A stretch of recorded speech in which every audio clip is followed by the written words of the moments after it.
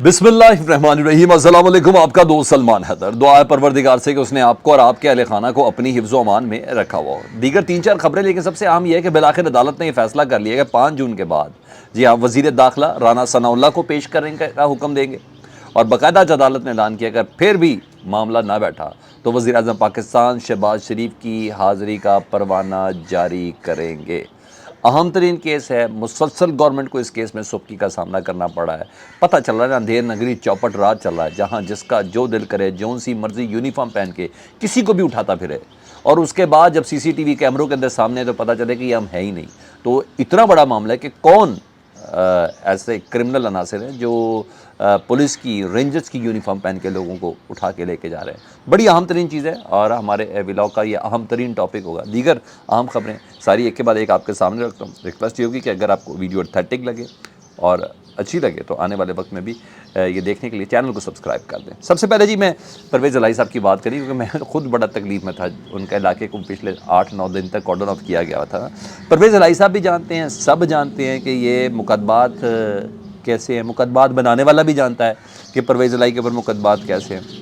ये सारे के सारे सियासी मुकदमात हैं। और वरना जब ये परवेज़ इलाही साहब PDM के वज़ीर आला के उम्मीदवार थे तो क्या वो दूध के धुले हुए थे? पाक साफ शफाफ थे। यही परवेज़ इलाही साहब ना। तो इसलिए ये सारी ड्रामेबाजी हमें नहीं समझानी, हमें सबका पता है, हमें बहुत अच्छे से पता क्या है। तो हम बहुत अवेयरनेस हो गई है। इसको 4th generation 5th generation 3rd generation नहीं करना आपने। हमें बिल्कुल समझ आ चुकी है गवर्नमेंट किस पैराई के ऊपर लेके चल रही है सारी चीज़ों को जी।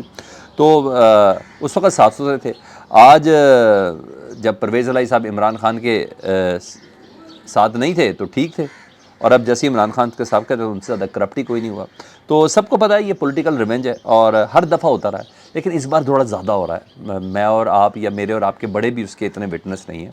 तो वजह ये है ना, इस बार वो सियासी मुखालफिन में वो सियासी मच्छर और मक्खी नहीं है ना। इस बार कुछ तगड़े शगड़े लोग हैं जिनकी बिना पर ये हो रहा है। हाँ, काफ़ी तकलीफ तगड़े भी हैं मगर हो रहा है। तो परवेज़ इलाही साहब के खिलाफ गुजरात का एक मुकदमा था एंटी करप्शन का जी, जिसमें 8 दिन तक परवेज़ इलाही साहब के घर को ज़हूर इलाही रोड को कॉर्डन ऑफ किया गया था। और बाकायदा तौर पर यह दिया गया था कि पाकिस्तान का सबसे बड़ा दहशतगर्द पकड़ने जा रहे हैं। एक बहुत बड़ा टारगेट था ना। PTI का सदर भी तो है ना, सिर्फ वो परवेज़ इलाही थोड़ी है। तो इतना कमज़ोर केस था यार, शर्म आनी चाहिए इन लोगों को। इतना कमज़ोर था जिसके लिए 8 दिन तक ज़हूर इलाही रोड को और इस पूरे लोगों को जितनी अजियत दी गई, ना शॉपिंग मॉल उधर चल सकता, ना कोई दुकान चल सकता, ना कोई घर के बाहर जा सकता था, और क्या चीज़ें थी। तो जिस तरीके से उनको उठाया गया, इतना कमज़ोर केस था कि जज ने पहली पेशी पर ही बग़ैर किसी इंक्वायरी के परवेज़ इलाही साहब को बाइज़्ज़त बरी किया और रिहा करने का हुक्म दिया है। आप देखें कितना भोंडा फोका ये लोग केस बनाते हैं कि जज ने कहा इंक्वायरी भी कोई नहीं करनी, है ही कुछ नहीं, ये बंदा है ही नहीं, इसमें ना कोई ऐसी एविडेंस दिया हुआ। पता नहीं क्या करके आपने पंजाब की लोगों के टैक्स का पैसा जिस तरीके से लगाया। वो खुद कह रहे हैं कि ये सारे के पीछे, शरारतों के पीछे सिर्फ और सिर्फ ना मोहसिन नकवी, और मोहसिन नकवी साहब किनके बेटे हैं वो आप सबको भी बड़े अच्छे से पता है। तो ये तो समझ आए कि पॉलिटिकल केस है। तो बहरहाल मैंने कहा ये शर्म का मकाम है यार। कोई डकैती, कोई कातिल, कोई राजन, किसी को कोई कुछ नहीं पकड़ा था, सिर्फ परवेज़ इलाही साहब को पकड़े थे। और ऐसा पकड़ा उन्होंने कि आज अदालत उनको छोड़ दिया। खैर, अब छोड़ने से ऐसे थोड़ा छोड़ा जाएगा, आजकल तो वो बात ही नहीं चल रही। तो अब गुजरावाला की करप्शन केस में उनको दोबारा गिरफ्तार किया गया है, और ये मगर जब तक प्रेस कॉन्फ्रेंस नहीं करेंगे उनको नहीं छोड़ सकते। तो अब जारी बात है वो गुजरावाला का केस है, तो कैसे रिहा हो सकते हैं। एक प्रोटोकॉल जो सेट कर दिया, एक SOP, एक पैटर्न सेट कर दिया कि भाई इस तरीके से आप रिहा हो सकते हैं, इस तरीके से आप दूध धुले दोबारा हो सकते हैं, एक प्रेस कॉन्फ्रेंस कर दें। तो खैर उन्होंने तो कह दिया कि मैंने प्रेस कॉन्फ्रेंस किसी किस्म की को मैंने करनी नहीं है, बल्कि लोगों को भी कह दिया। तो अब गुजरावाला इनको लेके जाएंगे। लेकिन हाँ, इतना मैं बता दूँ, केसेस की लाइन है जब तक परवेज़ इलाही साहब का सॉफ्टवेयर अपडेट नहीं होता। एक केसेस की लाइन है, और नहीं तो कुछ भी ना भी केस हुए तो वो जो फौजी तनसीबात हमले में जो नामालूम अफराद है उसमें भी तो डाला जा सकता है परवेज़ इलाही साहब को। तो परवेज़ इलाही साहब इस वक्त तो डटे हुए हैं, और हैरानगी की बातें ये सारी। ज़ाहिर बात है मैं कोई चीज़ मजबूती से कह नहीं सकता जब अली जैदी जैसे लोग चले गए, और आगे मैं भी आपको बता रहा हूँ जिसके लिए इमरान खान साहब ने दुश्मनियाँ मोली हैं। आप जनरल बाजवा से आर्मी चीफ से दुश्मनी मोल ली, और कहते हैं बहुत बड़ी वजह ये थी इमरान खान साहब की हुकूमत का ख़त्म होने की कि उन्होंने उस्मान बुज़दार को नहीं लाया था, क्योंकि उनके साथ अलीम खान वाला चैप्टर बड़ा क्लियर था जनरल बाजवा साहब के साथ। تو یہاں تک باتیں چلتی ہیں. تو جس کے لیے دشمنیاں مولی، باجوہ صاحب کی مخالفت لی، باجوہ صاحب سے لڑائی کی، دوست علیم خان جیسا دوست چھوڑا عمران خان صاحب نے، جہانگیر خان ترین جیسا، جی ہاں وہ چھوڑا عمران خان صاحب نے، پارٹی میں لڑائی جھگڑے مولے. وہ عثمان بزدار تھے نا، جی ہاں. آج حالانکہ عمران خان صاحب آخری وقت تک ان کے لیے لڑائی کرتے. جب ٹکٹیں تقسیم کر رہے تھے تو مجھے یاد ہے شاہ محمود کشی، فواد چودھری صاحب میڈیا پہ آئے تو ان کا منہ بڑا بنا ہوا تھا.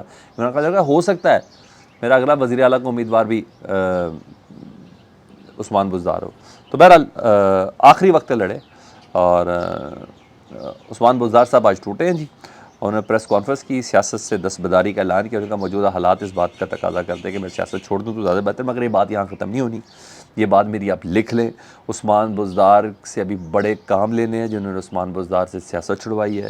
ابھی بڑے کام لینے ہیں عثمان بزدار سے جنہوں نے ابھی پریس کانفرنس کی ہے. جی ہاں، عثمان بزدار سے وعدہ معاف گواہ انہوں نے بنانا ہے. ٹھیک ہے جی. بشرا بی بی تک عثمان بزدار کے ذریعے پہنچنا ہے.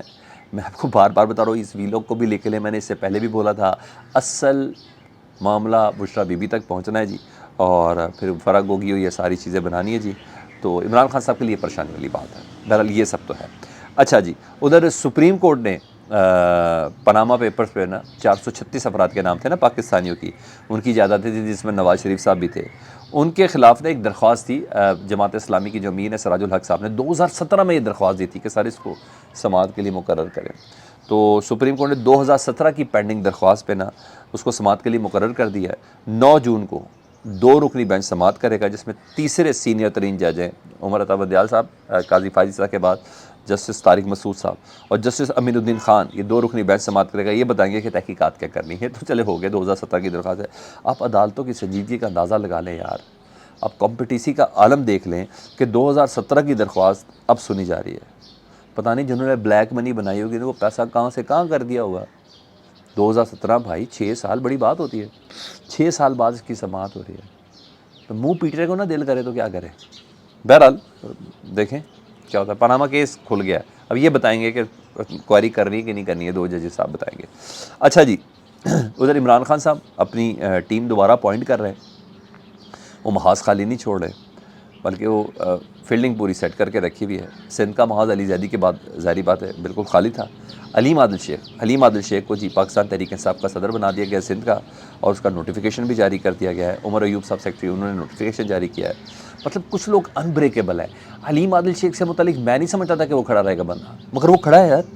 اور جن سے متعلق تھا کہ وہ چھوڑ ہی نہیں سکتے، وہ ٹوٹ ہی نہیں سکتے، وہ ٹوٹ رہے ہیں. مطلب میرا خیال ہے کہ شاید خان صاحب کی بھی تربیت ہی ہو رہی ہے، ان کو بھی لوگوں کی پہچان ہی ہو رہی ہے. مجھے ایسا لگتا ہے یہ جس طریقے سے یہ کام ہو رہا ہے، حیرانگی ہے ویسے، مگر اب آپ اور میں بہت حد تک کلیئر ہو گئے بہت سی چیزوں کے اندر نا. ہاں جی، ادھر عدالتی محاذ پر جو میں نے کہا تھا میں نے چیز، لیکن یہ حکومت کو سبکی کا سامنا ہے، شرمندگی کا سامنا ہے، بلکہ کیا بولیں کیا سامنا ہے. لغت کے الفاظ ہی ختم ہیں. جس طریقے سے حکومت کری کوئی ہے ہی نہیں نا. شہزاد اکبر کے بھائی مراد اکبر کو اٹھایا گیا ہے نا کافی دن پہلے. ظاہری بات ہے ان تک شہزاد اکبر باہر ہیں تو ان کو کسی طرح ان کو وعدہ معاف گواہ بنایا جائے تو وہ مل نہیں رہے. تو اسلام آباد ہائی کورٹ نے نا سیکٹری داخلہ، اس درخواست اسلام آباد ہائی کورٹ میں تھی، سیکٹری داخلہ اور رینجرز ڈی جی رینجرز کو فریق بنایا گیا تھا اس عدالت میں. تو 5 جو ابھی تک انہوں نے دیا نہیں جی مراد اکبر کو. تو یونیفارم میں رینجرز کے وغیرہ ہی تھے اور پولیس کے یونیفارم تھے جب ان کو یہ اٹھایا گیا تھا. تو 5 جون کو ان دونوں کو ذاتی حیثیت پہ بلا لیا جی، سیکٹری داخلہ کو بھی اور ڈی جی رینجرز کو بھی، اور کہا اگر اگلی تاریخ تک مراد اکبر بازیاب نہ ہوا تو آپ لوگوں کی خیر نہیں، اس کو بازیاب کرے، نہیں تو اگلی تاریخ میں وزیر داخلہ رانا ثناء اللہ کو بلاؤں گا، اور پھر بھی اگر مراد اکبر نہیں ملا تو میں وزیر اعظم کو پیش ہونے کا حکم دوں گا. یہ جو لوگ ہیں پولیس اور رینجرز کی وردی میں لوگ اٹھا رہے ہیں، یعنی پولیس اور رینجرز کی وردی میں لوگ اٹھائے جائیں، کیا یہ جعلی لوگ ہیں جو اٹھا رہے ہیں جو ہمارے پاس آ کے مکر جاتے ہیں؟ نے کہا نتائج بھگتنے کے لیے تیار ہو جائیں. لوگوں کی ویڈیو بنانے میں بہت تیز ہیں آپ لوگ، وہ دڑا دڑ ریلیز کرتے جاتے ہیں. اصل کام جو آپ کا وہ آپ لوگ کر نہیں رہے ہیں. تو ڈی جی رینجر اور آئی جی کو جی ہاں یہ یہاں تک کا ہے کہ ان حالات میں عہدے پہ رہنے کا بھی حق نہیں ہے. تو میرا خیال ہے یا تو ان کو مراد اکبر دینا پڑنا ہے، نہیں تو رانا ثناء اللہ صاحب بھی تیار رہیں اور شہباز شریف صاحب بھی تیار رہیں، نہیں تو ہم تو عدالت کو یاد کراتے ہی رہیں گے. کیا خیال ہے؟ فیڈ بیک سے متعلق ضرور آگاہ کیجیے گا. اپنا بہت زیادہ خیال رکھیں. اللہم صلی علی محمد و علی محمد.